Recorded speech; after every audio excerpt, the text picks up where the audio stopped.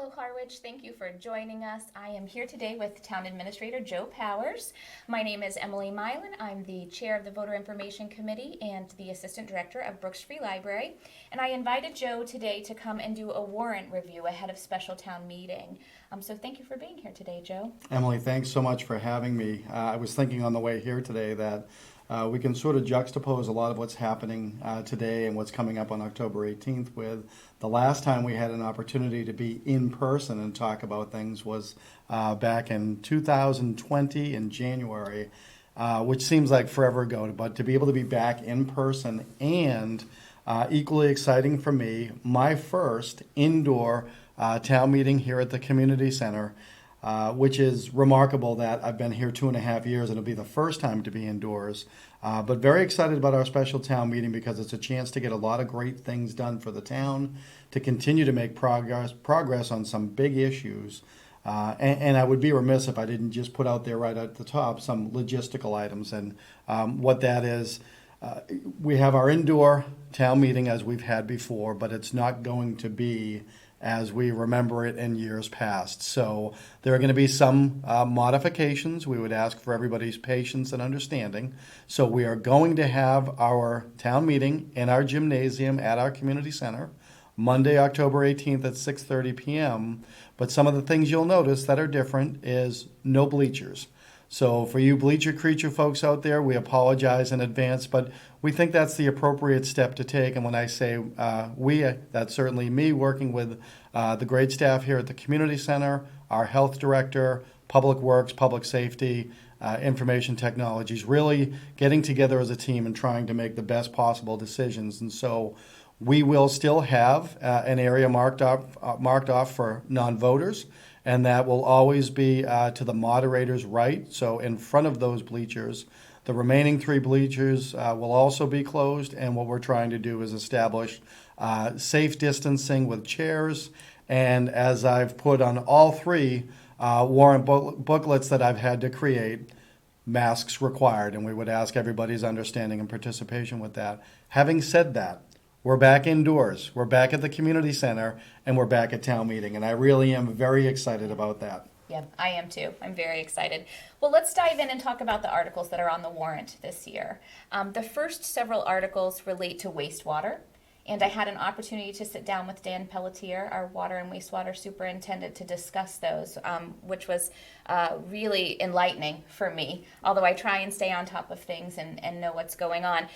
So we sat down and talked about the first 4 articles related to wastewater and recorded a podcast, which was a really exciting endeavor. That podcast is live on the Voter Information Committee page as well as on the Brooks Free Library podcast page. So I would encourage listeners or voters to go and take a listen to that. Excellent. As would I, meaning what you'll see in the warrant here is it's been developed in a way so that there are themes and commonalities amongst several of the articles. And as you've said, and I'm going off of memory here because I'm trying hard to memorize everything and then rely upon my notes at town meeting. But the first 4 articles are all specifically related to wastewater, our current comprehensive wastewater management plan.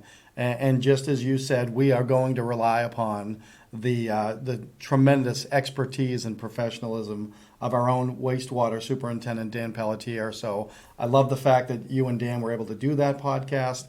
I certainly encourage viewers of this program to certainly avail themselves of that because, spoiler alert, Dan's going to be one of our shining stars at town meeting that we are going to rely upon for his expertise and his answers. And so I think that's a great resource. Dan's going to do a wonderful job. And, again, that's where my enthusiasm comes from because we're getting things done, but we're doing it in a way that's been respectful, I think, of what town meeting has expected over the last few years. So certainly we start right off with wastewater. I can tell you that the way I look at it, overall warrant is 14 articles, but we have 13 positive motions. The article that I would focus on is article number 3, which talks about the design drawings related to Continental Drive and Witta Drive. And, that was a belt and suspenders approach by the town. We weren't sure that we would be able to acquire the design drawings that we believed we had through the current engineer, CDM Smith, but mercifully, they have the drawings, and so the town does not have to expend $400,000 to get that. And that I think is a great reason to have an indefinite postponement of that article. Unless you had specific questions, I'm going to let Dan's work shine on its own, and certainly stand ready to answer questions as it relates to administration and the board, should they come up. Perfect. I don't have any follow-up questions. Dan did a great job summarizing those articles and providing some information about those. So let's head into Article 5. Absolutely. And actually for that, I would say that Articles 5, 6, and 7 tend to relate to each other. They can be standalone articles, meaning those actions could survive on their own if the other articles are not passed or adopted. And what I mean by that is you'll see that in Article 5, what the town's asking for is the creation of a special purpose stabilization fund. Now, I know for many of our voters who are veterans of town meeting, we understand stabilization funds to be a separate fund. It's a unique fund in that it requires town meeting to take those funds out by a vote of appropriation, and that vote requires a 2/3 majority, so well beyond the standard majority, and that's purposeful. That's to demonstrate that while these funds are there, they aren't going to be used by a simple majority, and there needs to be a higher quantum of vote. And so what we're contemplating in Article 5 is taking a portion of the existing rooms tax revenue. So that's the hotel, motel, and I believe going back 2 fiscal years now through the state, short-term rentals. What we're asking town meeting to do is create a special purpose stabilization fund under Article 5, whereby 25% of the revenue derived from rooms tax, rather than continuing to go to the general fund, will be, for lack of a better word, diverted into the special fund, and that fund can only be used in support of the comprehensive wastewater management plan, but as you'll see in the article, specifically wastewater infrastructure. And I think that, I know that that's a good thing, and I would hope that town meeting agree with that, because what we're saying is we're not going to have our rooms revenue, which presently runs about $1 million a year. We're not just going to rely upon that to sit in the general fund and use a portion for the operating budget. The Board of Selectmen is very mindful of creating using revenue streams for very specific purposes. So Article 5 is one of the most important purposes we could fund, wastewater. We know that we're almost at the conclusion of Phase 2 of our comprehensive wastewater plan on sewering in Harwich. We know that there are 8 phases altogether. We know it's going to go 40 years, so I will be happily installed on a beach somewhere 40 years from now, sure. But we know it's a long project, and to create this fund to help with that, I think demonstrates sound fiscal management and a great strategy. And then, if I could, we then dovetail to the next one, which is Article 6. And that special purpose stabilization fund, again, just as with Article 5, 2/3 vote of town meeting to appropriate. And that is in support of affordable housing. And so, the watchwords for this town meeting are going to be wastewater, affordable housing, and smart financial management. And so that's where Articles 5 and 6 get to. If 5 and 6 are adopted, what we're saying is 50% of the revenue that we derive from rooms tax revenue, beginning July 1st, 2022, for the 2 special funds. So it's not going to divert the money right away. We'll start with the next fiscal year. But 25% of that revenue goes for wastewater, 25% goes to Affordable Housing Trust if adopted, and the remaining 50% we would rely upon in support of our operating budget as we've done before. And so it's really, I think, a smart fiscal policy where we're saying definitively the money's not just going to lie around, it's going somewhere specific. And then that ties into Article 7, but before I get to that, I'll take a breath and see if you have any questions for me about those two. I don't have any questions. I think I understand the purpose of those 2 articles. So 50% of the rooms tax would be divided equally, 25% to wastewater, 25% to affordable housing, which, as you said, are big buzzwords right now and topics of great interest for our community. So Article 7 then ties in because it's to amend the rooms tax, correct? Absolutely right. And so Article 7 is related to 5 and 6 in that it touches upon the revenue source, the rooms tax. Now, I've indicated that if the special purpose funds are adopted at this town meeting, we would see funds begin to populate in those accounts as of July 1st, 2022, or what you'll hear me say is the beginning of fiscal year 2023. The Board of Selectmen has analyzed our present rooms tax. Town of Harwich is at 4%. The Commonwealth allows a municipality to go up to 6%. Now, you'll see in the motions book that I'm drafting right now that we've used at the last two town meetings, and we will share broadly and widely as quickly as we can because it gives voters a lot of information. It's up front and it's transparent. What you'll see there is that of the Cape Cod communities, so I would say the mainland communities, if you will, Harwich is one of only 4 communities that's presently at 4%, or more accurately, under 6%. So what we're asking the voters to do is allow the town to expand from 4 to 6% as is allowed. It's the first change to our rooms tax since 1987, I believe. I'm going off of memory. Also what I would call my sophomore year in college, so that's a long time ago. However, we're asking the voters to increase this tax source, no doubt about it.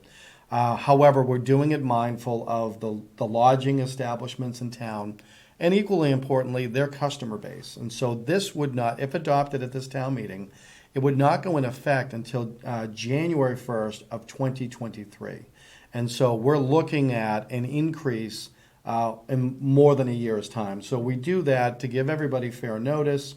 We don't want to impact upon, we know we live in a wonderful part of the world where people want to be here. Nowadays, not just in the summertime, which is wonderful, but we know that bookings have already been made, certainly for the summer of 2022. And so we want to give advance notice on that. That will have a positive effect on the revenue sources for those 2 other articles that we talked about.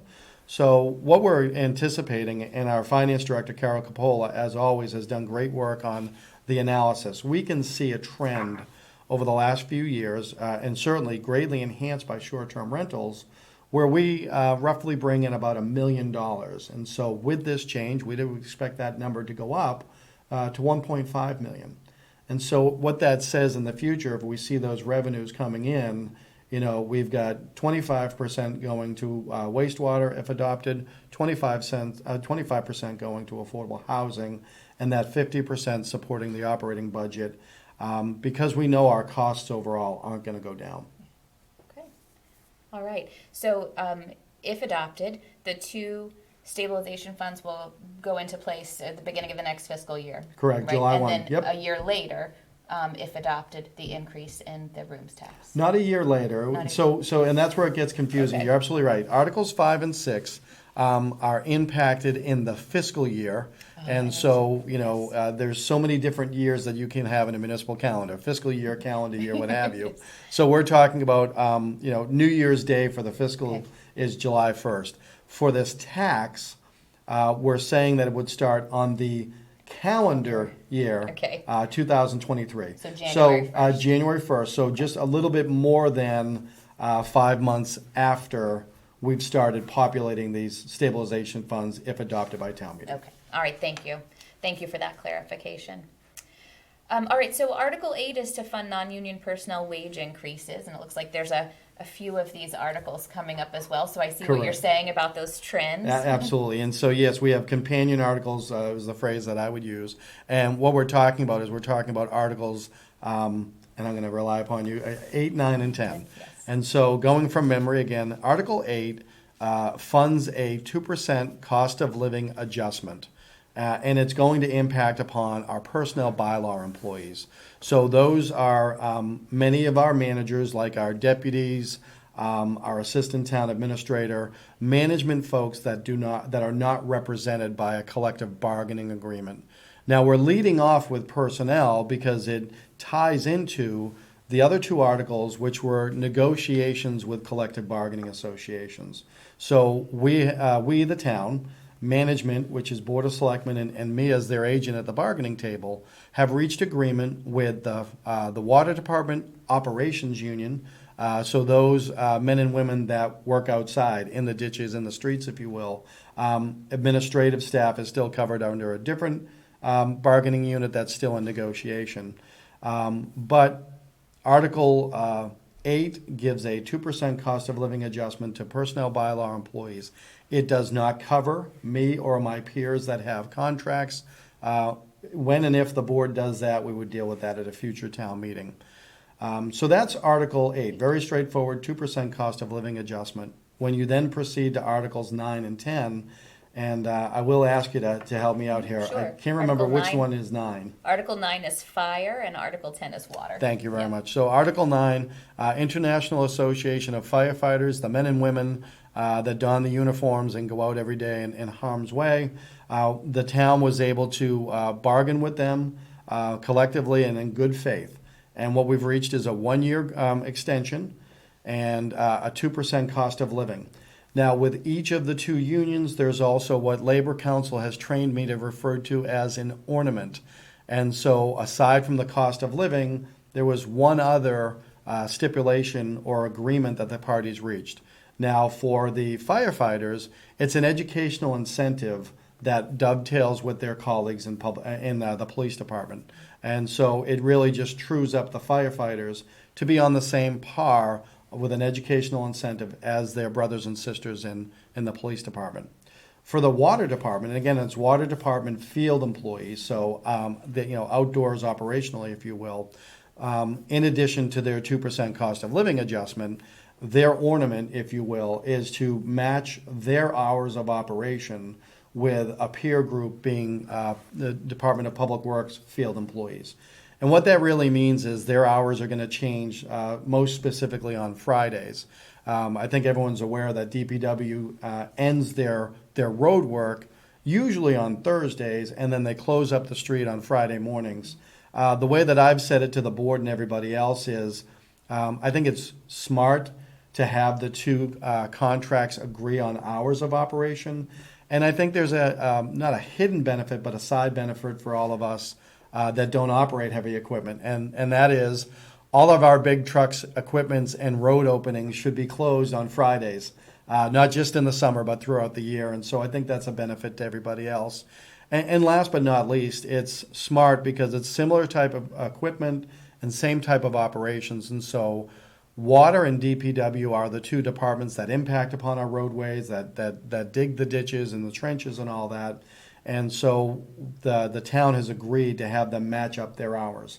It does nothing to impact upon the business operation of those establishments. Customers can still reach out to the water department as they can the Public Works department on Fridays. All right. Thank you for that information. I appreciate it. Thank you.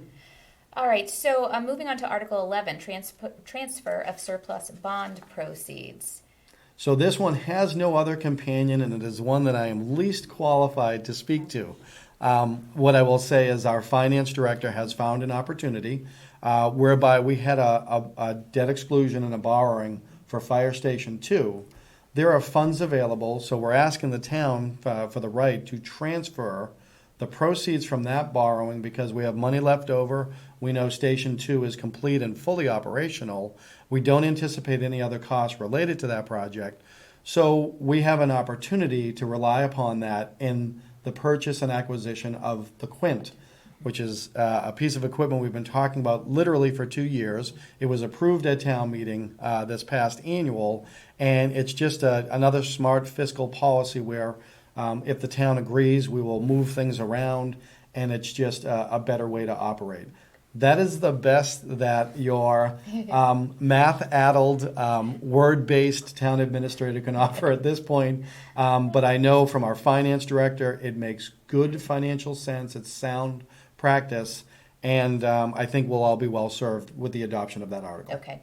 And since this article relates to the funding for the Quint, but I know that I discussed the purchase of the Quint with our fire chief, Dave LeBlanc, in a Know Your Town podcast earlier this year. So if people are interested in learning more about acquiring the Quint and the reason for that, there is some information in that podcast if they want to go take a listen. All right, so we're wrapping up. We have 12, 13, and 14 left. Article 12 is land taking by eminent domain. So this is one that I am intimately familiar with and have been a part of. There's a parcel, or there's an area of town, I should say, to be more accurate, wherein the Affordable Housing Trust, our agency for acquiring land and creating affordable housing on behalf, or beginning the process of creating affordable housing. As everyone knows by now, the trust has acquired land off of Pleasant Lake Avenue. For me, I would tell people it's directly across from the Park and Ride when you look at the Pleasant Lake side. And on Queen Anne, you'll know where it is because our own Richard Waystack has his sign there, which will soon be replaced by a community preservation thank you sign. But there are 6 parcels in there. A gentleman that I unfortunately never had the chance to know or meet, but have heard so many amazing, wonderful stories about, the late, great Jimmy Marceline. And so these are lands that were in the estate of Jimmy and his wife, Elizabeth, if I'm saying that correctly. So Mr. and Mrs. Marceline, their heirs, their children, offered to the town through the Affordable Housing Trust 6 parcels off of Pleasant Lake near the Park and Ride, near Route 6. And we have a real chance now for the town to create a project that is affordable housing related. And what better way to recognize the Marcelines, certainly Mr. Marceline, the force that he was in town for so many positive changes. What this article does is there's one parcel, and you can see the drawing that's in the warrant is my crude effort to demonstrate it. It's taken from the assessor's map. But it's a parcel that I've referred to as the missing tooth, because you'll see that the trust has acquired all the parcels around that. Well, this parcel under Article 12, its owner's unknown, so we're initiating through the board an eminent domain taking. And I think, if memory serves correctly, we'll add another 2/3 of an acre. And so when we're done, I think we're looking at probably 14 acres of land in a well-shaped lot, for lack of a better word, where the town could really make just a tremendous impact on affordable housing. Now, having said that, we're years away from that project, but that project is well served if the town, through the board, can acquire that parcel. And the article already puts it in there that the board, upon acquiring that parcel, immediately transfers it to the trust. And so the trust would then have 7 contiguous parcels, looking at potentially 14 or just over 14 acres. And the potential is absolutely fantastic. And that's one of the many reasons why I am excited about this town meeting. Good. I'm glad to hear that. We'll miss Jimmy at town meeting. No I'll be doubt. looking for him at his microphone. Yeah. All right, so Article 13, purchase and equip a fire department ambulance. So this is a request from our fire chief, and recognizing that we don't typically do special town meetings in the fall, I think the chief has wisely taken an opportunity with this warrant to put this purchase in there. We lost an ambulance earlier in the year due to an accident, so we want to keep our rotation. We would be contemplating the purchase of this ambulance at our annual town meeting next spring. However, as we've seen with supply chain issues and other impacts of the pandemic, if we act now, we expect that to be at a lower cost than what we would anticipate in the spring. That's point number one. So we have a chance to begin that process now. And knowing the delays that are happening in the manufacture of these units, we're just that far ahead of it. So this is the perfect time to get an ambulance that we need to remain on schedule with our ambulance purchases.